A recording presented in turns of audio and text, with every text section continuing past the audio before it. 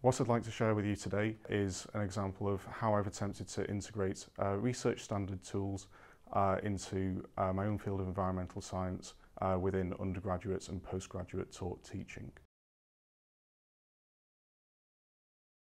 The tools that I've developed have just been published and are cutting edge image analysis tools for the analysis of satellite imagery and allows students to undertake this at unprecedented speed over the entire globe. So the tools that I've developed dramatically improve the accessibility of this imagery to students, whereas previously even to analyse a single image could take between 10 and 15 minutes.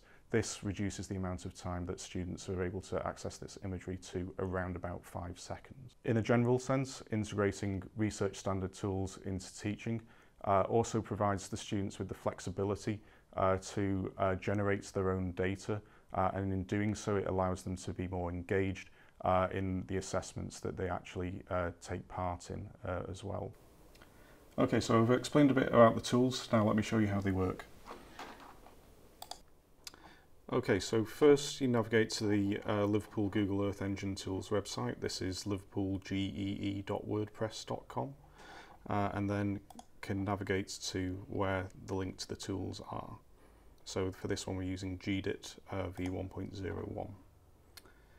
So this takes you to Google Earth Engine, and then the first bit is where it connects to the servers, and then this is the code actually starting up.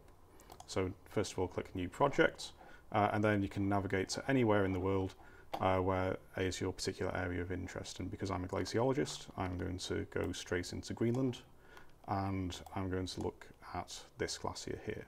So to identify this, you just click once and then click Continue.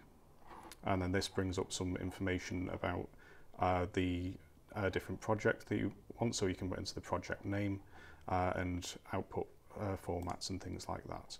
There's all defaults in, so you can just click OK if you want. Next is you select which satellites you want. So for this we're just going to look at the European Space Agency Sentinel-2 satellite, and then you can filter for dates, which months you want imagery from, and then how much cloud cover we want. So for this, just going to set a maximum cloudiness percentage of 5%. And then once you've done that, click OK. It'll think about it for a little bit, and then eventually it will load up this the first satellite image. So normally this satellite image is around about 1 gigabyte in file size, and would take around about 15 minutes to actually generate an image like this. But as you saw, it was generated in around about 4 or 5 seconds. And what we can do is we can then zoom in. This is full resolution, it's 10 meter pixel size, and you can see that the ice front is here. Obviously, in terms of types of analysis that people want to do, a normal one which people want to do is digitize the ice front. So you can see that there's not really much of an ice front here, it's not very clear. So we can skip to a different image, and then we have later on in the year, so this is from August, you can see that the ice front is cleared up, and we can see that there's nice and clear through here. So to digitize the ice front, you just click at the different points, and then what will happen is that a line will appear, and then as you then click on further,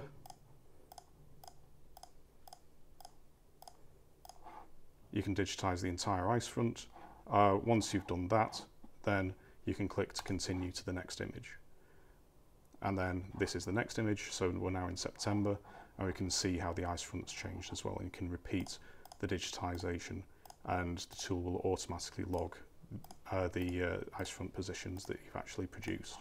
And then once all that's done, you can then click Export Data, and then that will actually download all the imagery, sorry, download all the ice fronts to a Google Drive account.